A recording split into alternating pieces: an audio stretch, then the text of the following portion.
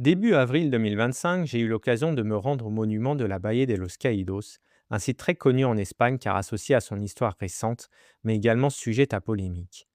Alors, la Valle de los Caídos, que l'on peut traduire par la vallée de ceux qui sont tombés, est un monument situé à environ 50 km au nord-ouest de Madrid, dans la chaîne de montagnes de la Guadarrama, à environ 1350 mètres d'altitude.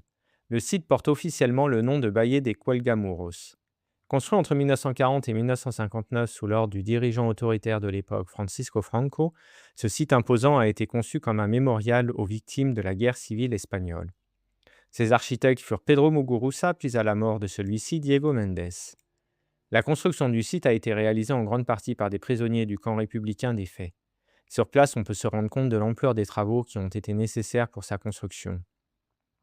Pour accéder au monument, le visiteur doit pénétrer dans un vaste domaine forestier clôturé qui s'étend sur 1365 hectares, entièrement libéré de toute activité humaine. Le domaine appartenait avant son expropriation par l'État espagnol à Gabriel Padierna de Villapadierna, marquis de Muñiz. Les espèces d'arbres présentes sont principalement le pin, ainsi que le cyprès, le sapin, l'épicéa, le genévrier, l'orme, le peuplier ou le châtaignier. La clôture d'entrée sobre est encadrée par deux piliers. Au-dessus de cette clôture apparaît un aigle bicéphale, d'où jaillit une grande croix. À la base de son fût, on aperçoit les armoiries de l'Espagne. À l'intérieur de l'aile gauche de l'aigle se trouvent les armoiries de Franco, et à l'intérieur de l'aigle droite les armoiries de l'ordre de Saint-Benoît. Deux autres entrées plus réduites sont situées de part et d'autre des deux piliers. C'est par celle-ci que nous entrons et que nous devons payer le prix de l'entrée, 9 € par personne à mon époque. Le long de la route, les visiteurs rencontreront quatre grands monolithes cylindriques sur un piédestal à gradins, deux de chaque côté de la route, qui font office de portiques. Ces monolithes sont surnommés les Juaneros.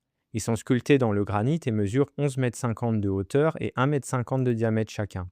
Ils proviennent de la province de Tolède et ont été sculptés au XVIe siècle afin de servir dans un projet appelé Juanelo Artificio, prévoyant le transfert des eaux du Tage, projet qui a été abandonné.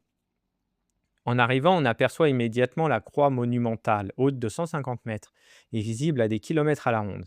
Sculptée dans le granit, à partir d'une armature en béton et en métal, elle est ornée de statues des évangélistes, s'appuyant sur leurs symboles selon l'interprétation du tétramorphe, mais aussi des allégories des quatre vertus cardinales. La croix surplombe une grande esplanade de 30 600 mètres carrés divisée en trois parties. Les deux sections latérales sont un peu moins élevées et elles sont reliées à la section centrale par des escaliers. De l'esplanade, le visiteur peut se diriger vers l'entrée de la basilique en montant quelques marches. La façade d'accès à la basilique est flanquée de deux ailes symétriques qui forment une exèdre à portique semi-circulaire. La porte en elle-même est haute de près de 10 mètres et demi et large de presque 6 mètres. Elle est en bronze sur laquelle ont été sculptés les mystères du rosaire et les apôtres. Sur la corniche de la façade du mur d'entrée, on peut admirer le groupe sculptural appelé la Piedad, œuvre de Juan de Ábalos. La basilique est creusée dans la montagne sur plus de 260 mètres de profondeur. À l'intérieur, l'atmosphère est solennelle, marquée par de majestueuses voûtes et une décoration sobre mais imposante. Il est officiellement interdit de prendre des images, mais j'ai quand même pris quelques photos discrètement. Après avoir traversé un vestibule et deux atriums, nous atteignons la nef dont l'entrée est gardée par deux archanges gigantesques armés d'épées, œuvre de Carlos Ferreira. Une grille ferme la nef. Dans un style platéresque, elle est couronnée par des sculptures de Saint Jacques l'apôtre, saint patron de l'Espagne, entouré d'anges. La nef est haute de 22 mètres et abrite 6 chapelles, 3 de chaque côté, toutes dédiées à la Vierge Marie. Trônant au-dessus des chapelles, on découvre des bas-reliefs sculptés de la Vierge. Les chapelles sont chacune pourvues d'un triptyque représentant des épisodes des évangiles, et sur les parois latérales, deux statues en albâtre des apôtres encadrent son autel. Sur les murs intercalés entre chaque chapelle sont accrochées 8 tapisseries de la série de l'Apocalypse de Saint Jean. Ce sont les copies d'une collection flamande du XVIe siècle acquise par Charles Quint et apportée en Espagne par Philippe II. Les originaux se trouvent dans le palais de la Granja de San Ildefonso près de Ségovie, site que j'ai également visité. Autour de l'autel, des bancs sont disposés pour les personnes assistant au culte. De chaque côté du transept, dans la continuité de la nef, 8 statues sont visibles sur des pilastres, œuvres d'Antonio Martin et de Luis Sanguino. Elles apparaissent la tête baissée et couverte. Au cœur de la basilique se trouve l'autel principal formé d'une grande dalle de granit poli. Sur les côtes de la table d'autel sont gravés des bas-reliefs de l'enterrement du Christ et de la Seine.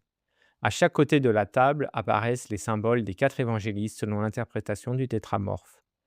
Au-dessus de l'autel se dresse une sculpture du Christ crucifié par le sculpteur Julio Beobide et polychromée par Ignacio Zuloaga. La coupole au-dessus de l'autel est décorée d'une mosaïque dorée représentant le Christ en gloire, réalisée par Santiago Padros.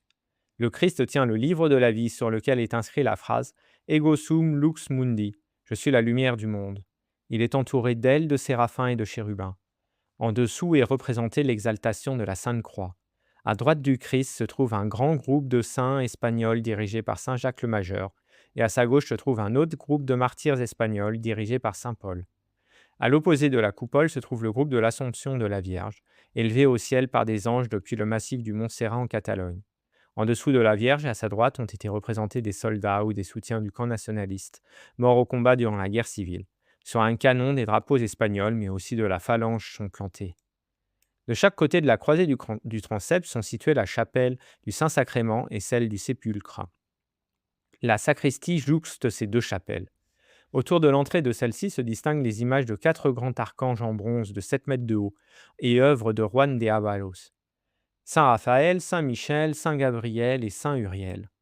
Derrière l'autel se trouve le chœur où les ecclésiastiques peuvent s'asseoir sur une rangée de stalles en noyer sculptées par Ramon Lapallese et représentant des scènes guerrières des croisades. Sur les côtés des rangées de stalles, on trouve des images en relief et en albâtre de religieux canonisés, accompagnés de deux statues, celle de saint Benoît de Nursie et de saint François d'Assise. Jusqu'en 2019, la tombe de Franco se trouvait ici, aux côtés de celle de José Antonio Primo de Rivera, fondateur de la phalange espagnole, de part et d'autre de la croisée. On y trouve aussi les restes de milliers de combattants des deux camps.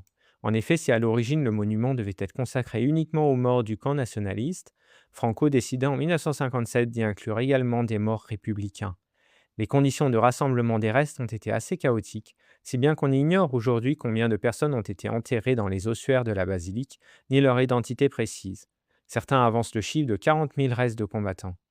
Les nichées du columbarium où les restes ont été disposés sont cachés hors de portée des visiteurs, scellés par des plaques de marbre. Derrière la basilique, de l'autre côté de la montagne, on trouve l'abbaye bénédictine où résident encore des moines. Un restaurant et un hôtel proposent leurs services aux visiteurs. Dès son inauguration en 1959, la Valle de los Caídos a suscité des polémiques. Considérée par certains comme un lieu de réconciliation nationale, elle est perçue par d'autres comme un symbole de la victoire franquiste et de l'oppression du régime. Le régime franquiste avait érigé en référence symbolique centrale la guerre civile en tant que croisade ayant été menée pour la sauvegarde de l'Espagne contre tous ceux qui souhaitaient sa destruction. Le culte des soldats morts qui se sont sacrifiés pour une cause juste jouait un rôle majeur dans ce récit officiel de légitimation. Cette rhétorique et ces rituels trouvent principalement leur origine dans les pratiques et les discours de la phalange espagnole. Son chef, José Antonio Primo de Rivera, tué par les républicains au début de la guerre, a incarné lui-même cet idéal qu'il valorisait de son vivant, c'est-à-dire l'idéal du soldat politique mort en martyr. Au début des années suivant son inauguration, Franco visita la basilique chaque 20 novembre, jour anniversaire de la mort de José Antonio Primo de Rivera, pour assister à la cérémonie annuelle organisée en sa mémoire. À sa mort, Franco fut enterré dans la basilique selon sa volonté. Le site devint en conséquence un lieu de pèlerinage pour les nostalgiques du franquisme. En octobre 2007, la Commission constitutionnelle du Congrès a approuvé le projet de loi sur la mémoire historique, qui comprend un article faisant référence à la Valle de los Caídos. Cet article, approuvé largement, établit une nouvelle réglementation visant à dépolitiser le site, le transformant exclusivement en un lieu de culte religieux. La loi fut ensuite adoptée. En septembre 2018, le Congrès des députés a approuvé un décret-loi élaboré par le Conseil des ministres du gouvernement socialiste, dirigé par Pedro Sánchez, qui a approuvé l'exhumation des restes du dictateur Francisco Franco et leur transfert depuis la basilique. En conséquence, quelques mois plus tard, en 2019, les restes de Franco ont été exhumés et transférés au cimetière de Mingo Rubio afin de dépolitiser le site. Les restes de José Antonio Primo de Rivera ont connu le même sort en 2023. La Valle de los Caídos peut être associée aux ossuaires et aux cimetières militaires qui ont été construits ailleurs, afin d'honorer ceux qui sont morts au combat. On peut citer les nécropoles nationales en France, en particulier l'ossuaire de Douaumont, situé près de Verdun et qui honore les morts de cette célèbre bataille de la Première Guerre mondiale, ou le cimetière militaire de Reggio-Puglia en Italie, ou bien encore le mémorial de l'amphithéâtre d'Arlington aux États-Unis. Le problème réside dans la vision que l'on a du régime franquiste. Considéré comme un régime autoritaire et violent, l'État espagnol s'est progressivement détourné de son héritage. Les questions historiographiques et mémorielles continuent d'agiter le pays, mais je ne souhaite pas me concentrer sur ce sujet dans cette vidéo. Je me contente de souligner que les bases idéologiques franquistes étaient loin de satisfaire pleinement les principes de la tradition européenne. En premier lieu, à cause de l'exercice du pouvoir, en réalité très centralisé. Les principaux organes exécutifs de l'État espagnol détenaient l'essentiel du pouvoir, et ils étaient de plus soumis à la volonté ultime du généralissime Franco. Or, selon moi, la tradition européenne se caractérise par la juste répartition de la gouvernance, certes au sein d'une élite, mais au sein d'une élite vivant au plus près du territoire gouverné, ce qui ne permet pas un trop grand centralisme. Malgré la dimension très catholique de ce site, je perçois quelques éléments qui me rappellent des points importants de la tradition européenne. Pour commencer, la volonté d'honorer les morts au combat relève complètement de l'idéal de justice de la tradition européenne. Il s'agit de créer un lien au sein d'une communauté entre le passé et le présent, et rappeler les conflits qui ont provoqué la déstabilisation de l'ordre antérieur. Ensuite, il y a sa localisation, sur une hauteur, dans un massif montagneux. Les sommets sont des lieux où la présence du sacré est plus condensée qu'en plaine, car nous sommes plus près des cieux. Les dieux olympiens ont leur résidence sur les sommets, car la montagne illustre l'élévation des principes sacrés au-delà des contingences matérielles. Ce qui est d'autant plus remarquable est l'écrin naturel qui entoure le monument. On pourrait qualifier cet espace naturel de bois sacré. En effet, les anciens païens délimitaient des espaces appartenant aux hommes et aux dieux.